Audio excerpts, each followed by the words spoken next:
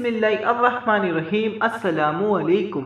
امید کرتا ہوں آپ سب خیریت سے ہوں گے۔ حضرت ابو زین رضی اللہ تعالیٰ عنہ سے روایت ہے، انہوں نے کہا، میں نے عرض کیا، اے اللہ کے رسول، کیا قیامت میں ہم اللہ کی زیارت کریں گے اور اس کی مخلوق میں سے اس کی کیا نشانی ہے؟ آپ صلی اللہ علیہ وآلہ وسلم نے فرمایا، اے ابو زین، کیا تم میں سے ہر شخص چاند کو اس طرح نہیں دیکھتا گویا وہ اکیلا ہی اسے دیکھ رہا ہے؟ میں نے عرض کیا، جی ہاں، ایسا ہی ہوتا ہے۔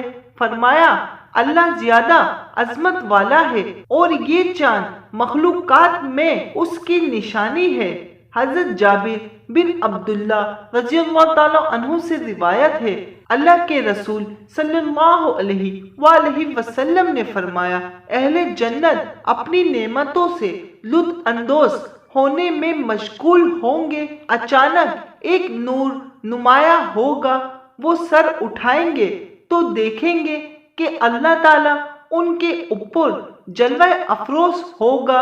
وہ اللہ فرمائے گا، اے جنت والو، تم پر سلامتی ہے۔ مہربان رب کی طرف سے سلام کیا جائے گا۔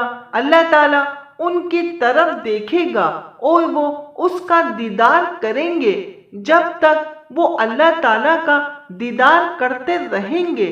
جنت کی کسی نعمت کی طرف توجہ نہیں دیں گے حتیٰ کہ اللہ تعالیٰ پردے میں ہو جائے گا اور ان کے جنت کے گھروں میں اللہ کی طرف سے نور اور برکت رہ جائے گی۔ انہوں نے کہا، اے اللہ کے رسول، مخلوق کو پیدا کرنے سے پہلے ہمارا رب کہاں تھا؟ آپ صلی اللہ علیہ وآلہ وسلم نے فرمایا، وہ بادلوں میں تھا، اس بادل کے نیچے بھی ہوا نہ تھی اور اس کے اوپر بھی ہوا نہ تھی اور نہ وہاں کوئی اور مخلوق تھی، اور فرمایا، لوگو، اس کا عرش پانی پر تھا۔ جزاک اللہ۔ حدیث مبارک سمجھ آنے کی صورت میں ایک لائک ضرور کر دیے گا۔